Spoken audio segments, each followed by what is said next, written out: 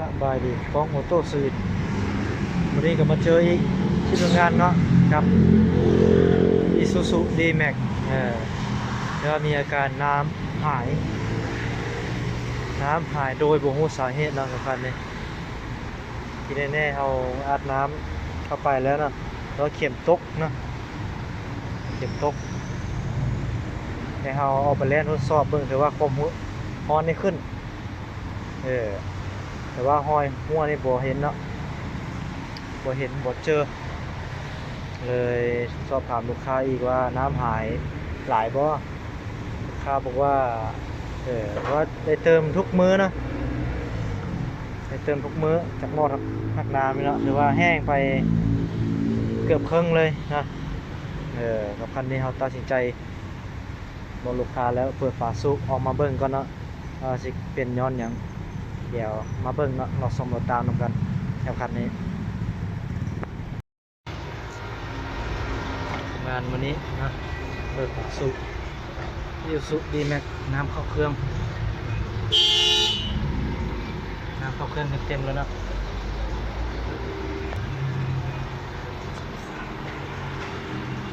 นี่เนาะฝาสูบเก่าอัดส่งกึ่งอัดน้ำนี่เนาะหอยแตกหอยแตกชัดเจนเลยน้ำหัวออกนี่เนาะเข้าเครื่องแล้วเครื่องสตาร์ทติดยากลากยาวกว่าจะติดเนาะเพราะว่าส่วนผสมบ่ได้เนาะจบให้แล้วนะกับคันนี้ประกอบลงไปแล้วฝาสูบแตกเนาะกับคันนี้เนาะน้ำเข้าเครื่องจัดการเปลี่ยนฝาสูบให้ใหม่เป็นของแท้เนาะสวยงามเลย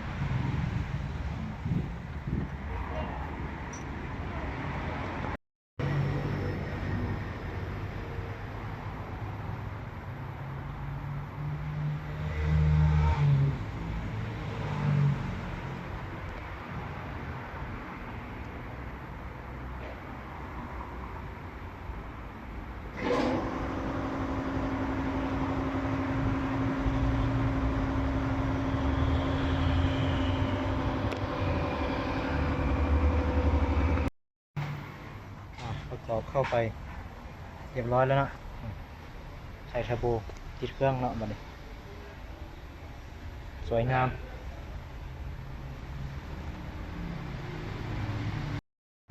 ประกอบแล้วนะเสร็จเรียบร้อยนิ่งเก็บเลย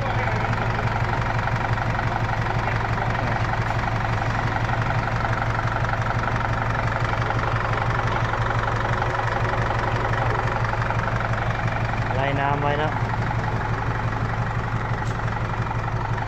เปลี่ยนฝาสูบใหม่คันนี้ฝาสูบแตกในน้ำประมาณจะ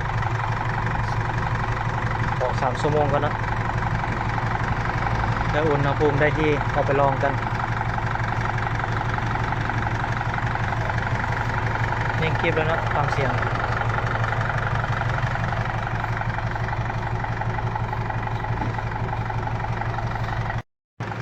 คันนี้เนาะจบให้แล้ว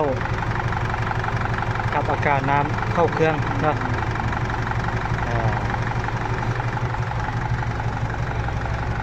จบให้แล้ว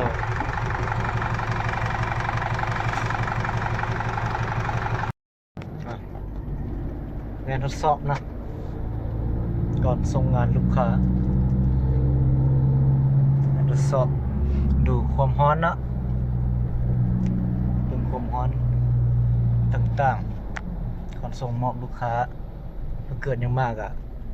แก้ทันเนาะ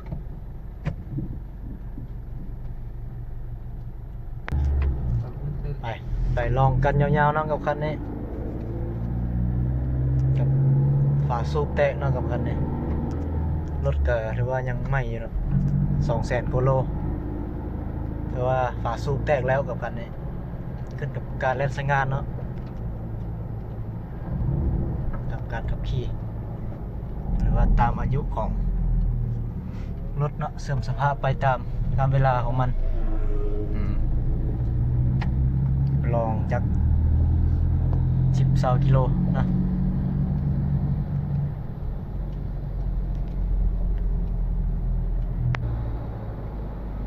ไปกันยาวๆเนาะ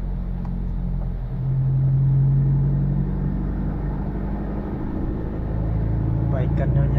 วๆ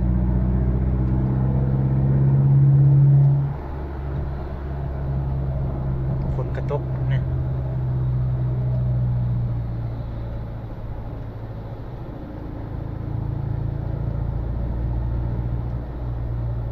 น้ำหายนะของรถบอกว่าน้ำหายโดยบ่รู้สาเหตุน้ำแห้งตลอดเติมน้ำทุกมื้อนะสำคัญนี้อัดน้ำถือว่าเข็มตกนะสำคัญนี้เข็มตกแต่ว่าภายนอกบ่มีน้ำซึมน้ำหัวออกมาก็เลยตัดสินใจเปิดฝาสูบแล้วก็ส่งห้องกึ่งอัดน้ำที่เห็นกับฝาสูบแตกนั่นเนาะ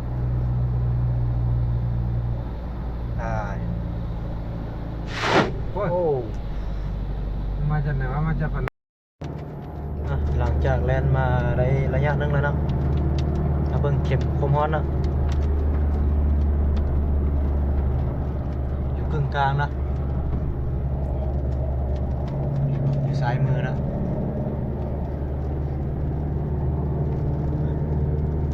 ถือว่าโอเคแล้วนะความฮ้อน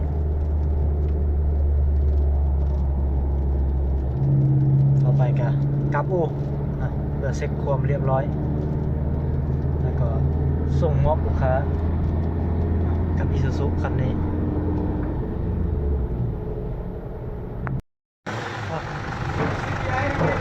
โอ้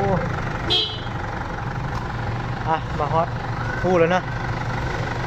การเช็คหอยใหญ่ต่างๆหรือว่าปกติหมดแล้วนะกับคันนี้แล้วต่อไปกับการส่งมอบลูกค้าจบให้แล้วกับคันนี้ขอขอบใจนะฝากกดไลค์กดแชร์กดติดตามให้ในเด้อขอขอบใจกับคันนี้ขอจบคลิปเพียงสำนี้นะกับคันนี้บ๊ายบายเดี๋ยวคลิปหน้าเจอกันใหม่ขอบใจเด้อ